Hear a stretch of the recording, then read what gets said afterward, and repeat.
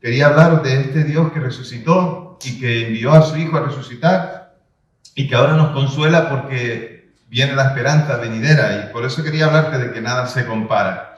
Y nada se compara a nuestro Dios, absolutamente nada. Y fíjate lo que dice la Biblia acerca de por qué nada se compara a nuestro Dios. En Jeremías 10:6 dice: no hay nadie como tú, Señor, grande eres tú y grande es tu nombre en poderío. En 1 Samuel 2:2 dice: no hay santo como el Señor, en verdad no hay otro fuera de ti, ni hay roca como nuestro Dios. En 1 Crónicas 17:20, oh Señor, no hay nadie como tú, ni hay Dios fuera de ti, conforme a todo lo que hemos oído con nuestros oídos. Deuteronomio 33:26, nadie hay como el Dios de Jesurún, que cabalga los cielos para venir en tu ayuda, y las nubes y en su majestad. Éxodo 8:10, y él respondió: mañana entonces a Moisés, dijo: sea conforme a tu palabra, para que sepas que no hay nadie como el Señor nuestro Dios.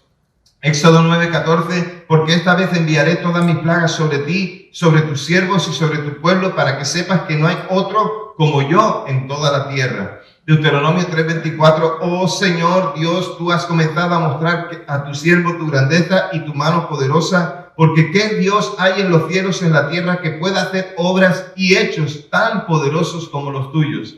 En Primera de Reyes 8:23, y dijo: oh Señor Dios de Israel, no hay Dios como tú, ni arriba en los cielos, ni abajo en la tierra, que guardas el pacto y muestras misericordia a tus siervos que andan delante de ti con todo tu corazón. Segunda de Samuel 7:22, oh Señor Dios, por eso tú eres grande, pues no hay nadie como tú, ni hay Dios fuera de ti, conforme a todo lo que hemos oído con nuestros oídos. Salmos 86:8, no hay nadie como tú entre los dioses, oh Señor, ni hay obras como las tuyas. Jeremías 10:7, ¿quién no te temerá, oh Rey de las naciones? Porque esto se te debe, porque entre todos los sabios de las naciones y en todos sus reinos no hay nadie como tú. Isaías 46:9, acordaos de las cosas anteriores ya pasadas, porque yo soy Dios y no hay otro. Yo soy Dios y no hay ninguno como yo. Deuteronomio 32:31, en verdad su roca no es como nuestra roca, y aún nuestros mismos enemigos así lo juzgan. Y podría seguir leyendo, pero estos son algunos de esos textos. Y esto es solo en el Antiguo Testamento. ¿Y qué en el Nuevo? ¿Y qué nos dijeron los evangelistas acerca de Jesús? ¿Y qué nos dijo Pablo? ¿Y qué nos dijo Lucas? ¿Y qué nos dijo también Juan y Pedro? ¿Qué nos dijeron acerca de Jesús? De que no hay otro como Él, de que no hay nadie incomparable a Él, de que nada se compara a nuestro Dios. Y cuando decimos nada es nada, nada es igual a nuestro Dios. No hay nada que se le pueda igualar, y cuando nosotros igualamos a Dios a cualquier otra cosa, lo que estamos haciendo es poner a Dios a la altura de las cosas de este mundo. Nada se compara a nuestro Dios, nadie es como Él. Y nosotros adoramos y buscamos a este Dios poderoso, este Dios asombroso, este Dios que nos amó con tanto amor y que envió a su Hijo a morir en la cruz para perdonar nuestros pecados. Nada se compara. En la tierra no hay nada que tenga el valor que Dios tiene. Ni toda la tierra en su conjunto tiene el valor que Dios tiene. Ni todo el firmamento en su conjunto tiene el valor que Dios tiene, porque Dios está por encima de todo eso. Nada se compara a nuestro Dios. Vamos a leer un pasaje que nos habla Pablo. Sí, por favor. Yo no sé tú, pero hoy yo no he cantado, yo he gritado como un bellaco, adorando a nuestro Dios. Y creo que mi garganta se va a notar. Pero da igual. Filipenses 3:8-11. Búscalo en tu Biblia o léelo conmigo en la pantalla. Dice así: y aún más, considero como pérdida todas las cosas, en comparación con lo incomparable que es conocer a Cristo Jesús, mi Señor. Por su causa lo he perdido todo y lo tengo por basura. Diga conmigo, basura. Dígalo otra vez, basura. A fin de ganar a Cristo y ser hallado en Él, sin pretender una justicia mía, derivada de la ley, sino la que es por la fe en Cristo, la justicia que proviene de Dios por la fe.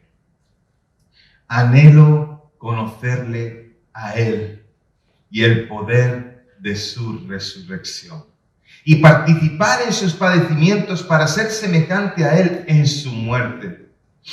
Y de alguna manera me encontraré en la resurrección de los muertos. Señor, háblanos hoy por tu palabra. Y Señor, conmueve nuestros corazones hacia ti, atráelos hacia ti, que sea tu Espíritu Santo hoy trabajando en cada uno de nosotros, en nuestras vidas, en nuestra iglesia, Señor. Señor, trabaja en nosotros para poder llevar al mundo el mensaje que nos has encomendado llevar, para anunciar, Señor, las buenas nuevas de salvación y para anunciar que tú vuelves, Señor. Danos, Señor, más de ti en esta mañana, en el nombre de Jesús. Amén. Amén. Pablo acaba de decir en esos versículos y anteriores que había llegado a la conclusión de que todos sus privilegios y logros como hombre de religiosidad, como hombre que se había dedicado a la religión, como judío defensor de la tradición y de la religión, él había considerado que todas aquellas cosas que había vivido las consideraba como pérdida. ¿Y por qué las consideraba como pérdida? Porque estimaba que aquellas cosas no tenían valor en comparación con Dios. Y fíjate que es interesante que estas palabras de Pablo no las escribe al comienzo de su ministerio, o al principio de sus viajes misioneros, o en su primer tiempo como cristiano, sino que está escribiendo estas cartas al final de sus días, después de haber vivido como un hijo de Dios y después de haber vivido en la religiosidad de un hombre que amaba la religiosidad, la tradición de Israel y la religiosidad de ese pueblo. Después de comparar una cosa y otra, dice, todo aquello era basura en comparación con amar y seguir al Señor y conocerle. Y se podría decir que era una decisión precipitada. Pues no era precipitada. Era algo en lo que él había invertido conscientemente de que era lo que tenía que hacer. Así es que más o menos aquí dice, llegué a la conclusión, en ese versículo dice, llegué a la conclusión y sigo pensando lo mismo. O sea, no era algo que él dejaba ahí como una idea, sino que era solamente su razón de haber vivido. Y en este pasaje, la palabra clave tiene que ver con la justicia de Dios.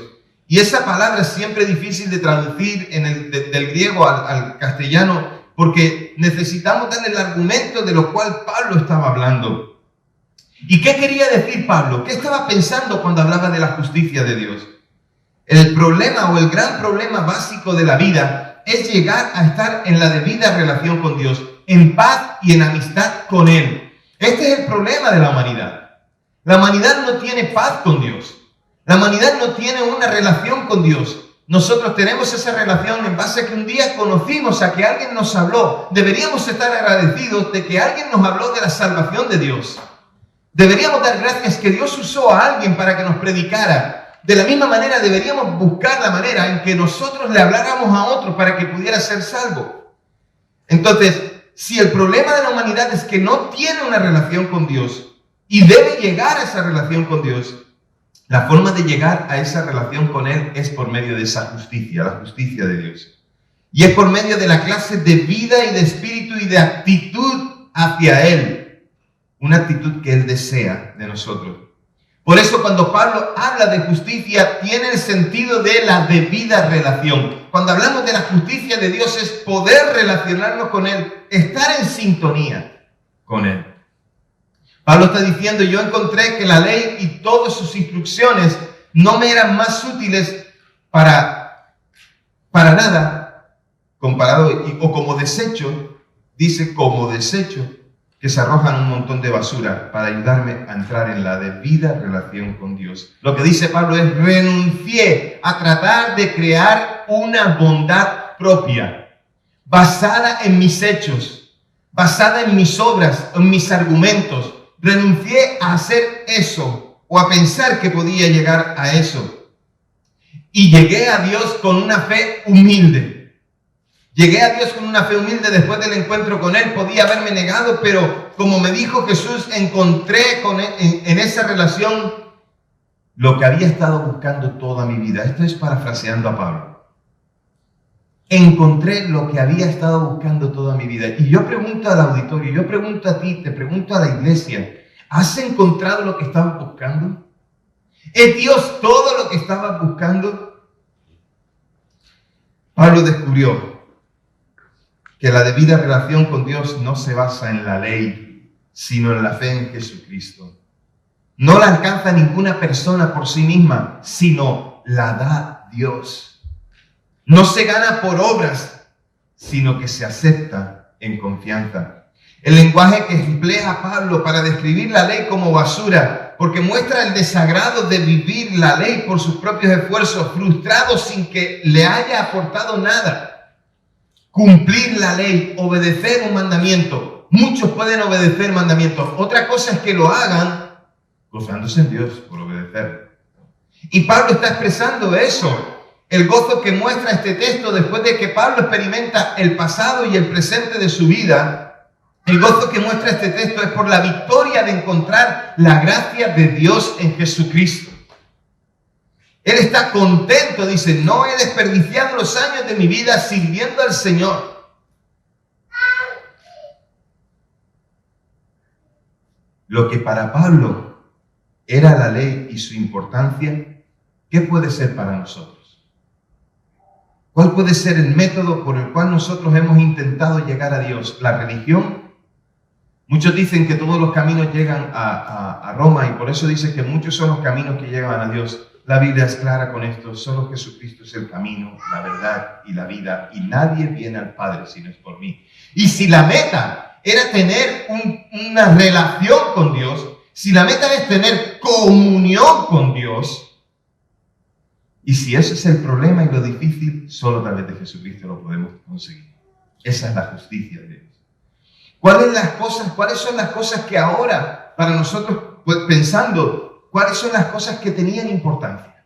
¿Cuáles son las cosas que le dábamos valor? ¿Cuáles son las cosas que nosotros decíamos, esto es incomparable, no hay nada igual a esto? Y puedes decir hoy, lo tengo por basura porque he conseguido hallar a Cristo. ¿Qué es aquello que hoy dices? Pues todavía tengo cosas en mi vida con las que compara a Dios. Todavía tengo cosas en mi vida con las que todavía iguala a Dios a que nada se compara al Señor. Deberíamos considerar basura todo aquello que quiere competir con Dios, porque nada se compara a Él. Mira, si estás poniendo otra cosa por encima de Dios, hoy es el momento de que lo consideres basura, de que lo desprecies. Hoy es el momento de que no pongas a Dios a la misma altura que esa circunstancia. Porque cuando le damos a algo de este mundo el valor que a Dios le corresponde, estamos considerando que Dios es menor o comparable a lo que hay aquí. Si tú dices que hay algo mejor que, por ejemplo, buscar a Dios, entonces tú estás diciendo que Dios es importante. Estás diciendo que Dios es comparable a otra cosa. Porque esto te da la satisfacción que Dios no te puede dar. Entonces, si estás buscando satisfacción en esto y no en Dios, decide hoy a quién vas a seguir. Porque se nos llena la boca cantando canciones o se nos llena la boca diciendo, pero el día a día muestra si es la basura o si es Dios. Y déjame decirte más. Dios es el creador. Y no puede tener la misma autoridad que lo creado. Si lo creado está teniendo más autoridad que Dios, entonces tú estás comparando a Dios con lo que Él creó. Dios es el alfarero y el barro ha sido creado por Él. Todo lo que hay en la faz de la tierra, nada es comparable a Dios. Nada es comparable a Dios. Sea persona, sea cosa, sea circunstancia, nada se compara a Dios, absolutamente nada. Por lo tanto, iglesia, hoy decide cuál es el peso. Decide a qué estás comparando a Dios, porque eso mostrará cuán importante es Él en tu vida. Decídelo hoy. Y en los versículos 10 y 11, Pablo muestra por qué dice que aquello era basura. La verdad es que nos faltaría tiempo para leer todo el capítulo y meditarlo todo entero, pero ¿sabes qué? Necesitaría 6-7 horas para dar la introducción. Porque este es un pasaje tan hermoso en el que Pablo está diciendo después, prosigo a la meta.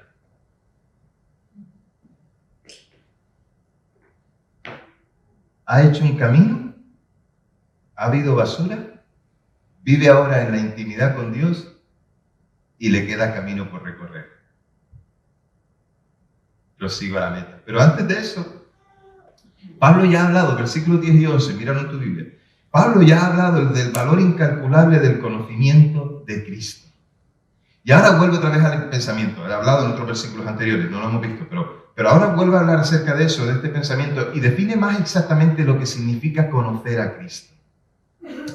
Y no es meramente un conocimiento intelectual. Jesús, encárgate siempre de que la escuela de discipulado enseñe discipulado, pero no como para tener conocimiento de quién es Dios, sino para que se pueda vivir a Dios. Cuando tú lo transmitas y cuando los maestros de la escuela dominical, la escuela de discipulado, transmitan esos valores, Mabel, yo y a todos los que un día seréis maestros, transmitamos conocimiento acerca de quién es Dios, pero para poder experimentarle, no para tener teoría.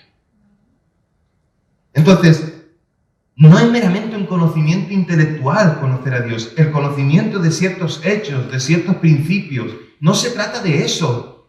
Se trata de tener una experiencia personal con otra persona, de ser amigo, de tener comunión, de tener intimidad, de conocer los secretos. ¿Esto te suena o no?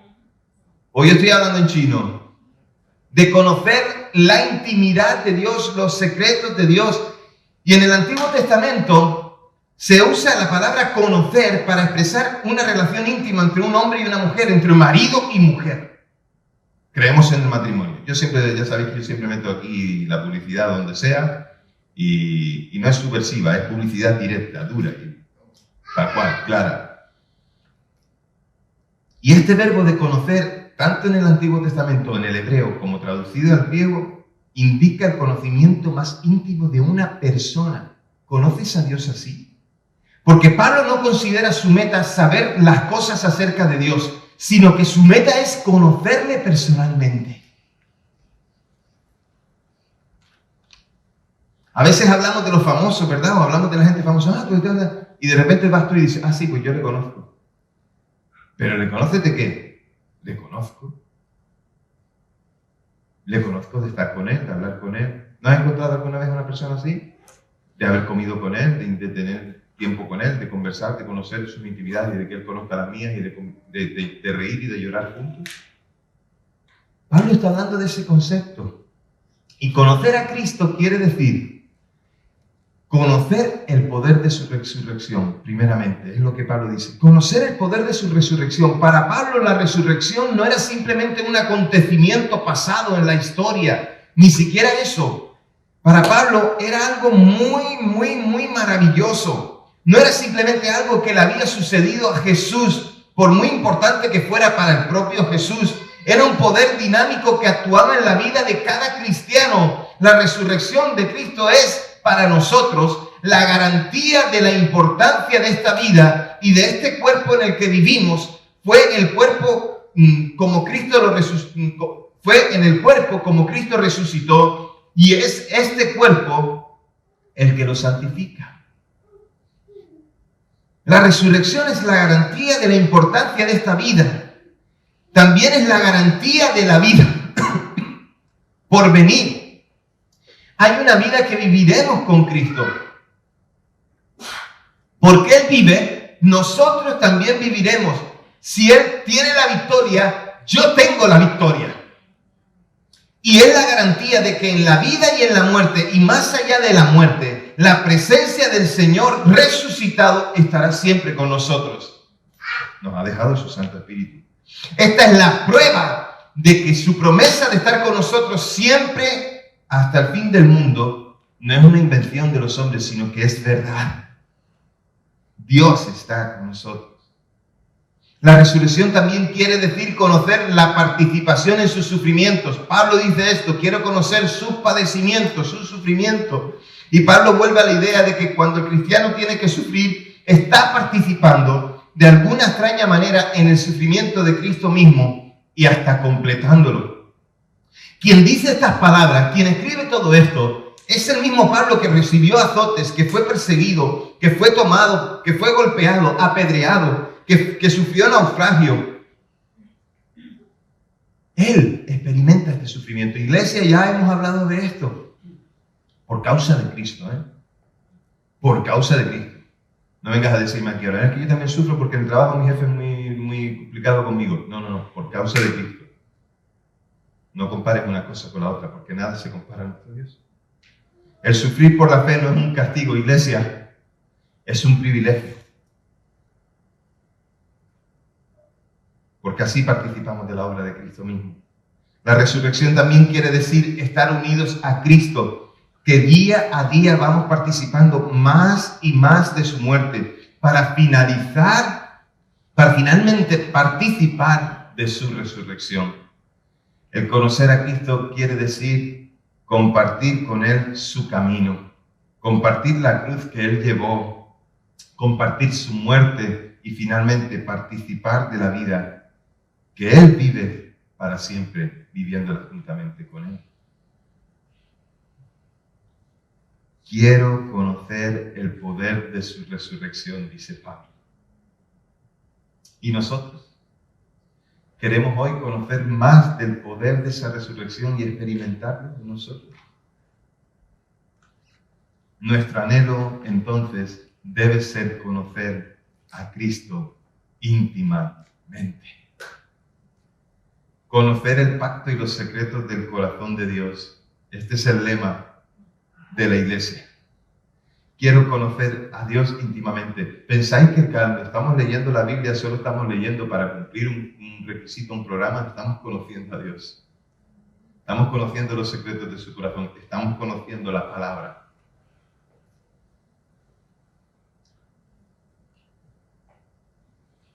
Iglesia, enamórate del Señor. Conoce los secretos de su corazón y deja que Él conozca los tuyos.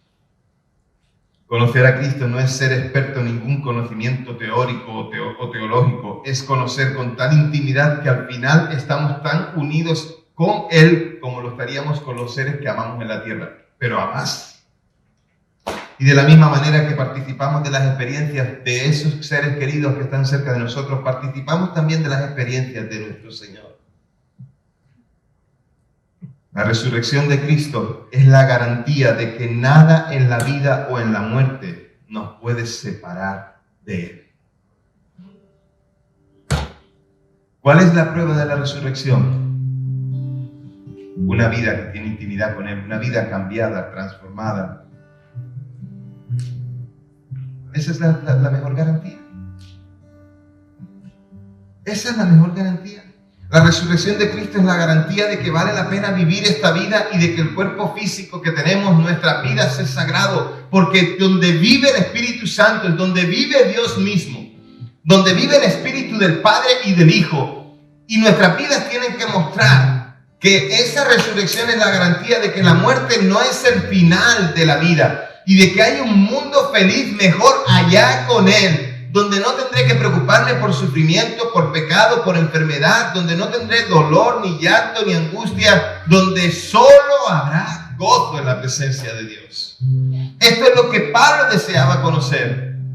No solamente el hecho de la resurrección de Jesús, sino lo que para él significaba. Iglesia, te pregunto, amigo que estás aquí hoy, o amiga que estás aquí hoy, te pregunto, ¿qué significa conocer para ti la resurrección de Cristo?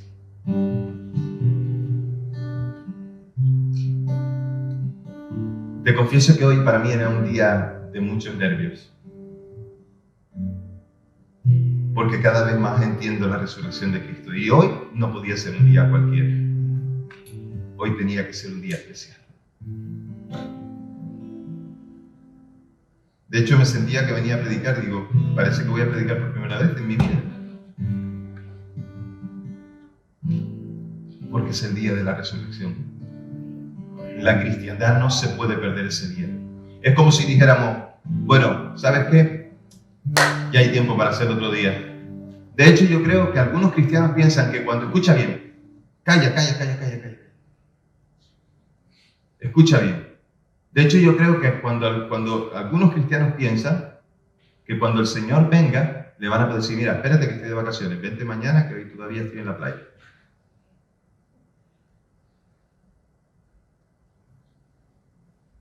Hay gente que no entendió todavía lo que significa ser un hijo de Dios y lo que significa ser parte de la iglesia. Hay gente que no entendió todavía lo que significa vivir en apasionado por Dios. Pero después queremos lo que Dios nos ofrece, ¿verdad? Queremos lo que Dios nos promete. Porque todos queremos estar en aquel día. Todos queremos resucitar juntamente con Él. Hay un grupo que en casa nos gusta mucho, que es un grupo de música cristiano que canta canciones de adoración a Dios, y hay una canción que se llama Su Poder. Quiero que sepas algo. En esa canción dice una frase que me impacta mucho. Dios fue el que resucitó a Jesús. Y lo que el mundo no cree porque no puede creer, porque no han creído, nosotros sí que lo creemos. Y lo que viene a decir es, el mismo poder que resucitó al Señor nos levantará a nosotros. El mismo Cristo que fue resucitado entre los muertos por el Padre nos dará la vida que nosotros necesitamos tener en el día de la segunda venida. Y esta es la esperanza. Y no hay más. Ven a conocer a Jesús y el poder de su resurrección.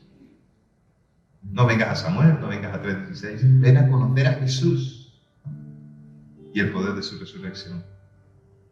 Entonces entenderás que nada se compara a Él. Cuando conoces al Señor, cuando entras en la intimidad con Él, cuando sabes lo que Él es, lo que Él hizo, entonces puedes decir nada se compara al Señor. Nada absolutamente es igual a nuestro Dios.